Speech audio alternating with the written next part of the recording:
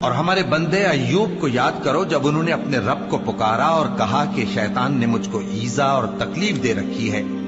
ہم نے کہا کہ زمین پر لات مارو، دیکھو یہ چشمہ نکل آیا، نہانے کو ٹھنڈا پانی اور پینے کو بھی۔ اور ہم نے ان کو اہل و عیال اور ان کے ساتھ اتنے ہی اور بخشے۔ یہ ہماری طرف سے رحمت اور عقل والوں کے لیے نصیحت تھی۔ اور ہم نے کہا اپنے ہاتھ میں تنکوں کا ایک مٹھا لو، پھر اس سے مار لو اور قسم نہ توڑو، بے شک ہم نے ان کو ثابت قدم پایا، بہت خوب بندے تھے، بے شک وہ بہت رجوع کرنے والے تھے۔ اور ہمارے بندوں ابراہیم اور اسحاق اور یعقوب کو یاد کرو جو قوت والے اور صاحب نظر تھے۔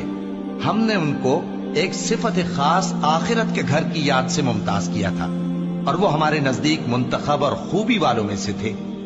اور اسماعیل اور الیسع اور ذوالکفل کو یاد کرو، اور یہ سب بھی خوبی والوں میں سے تھے۔ یہ نصیحت ہے اور پرہیزگاروں کے لیے تو عمدہ ٹھکانہ ہے۔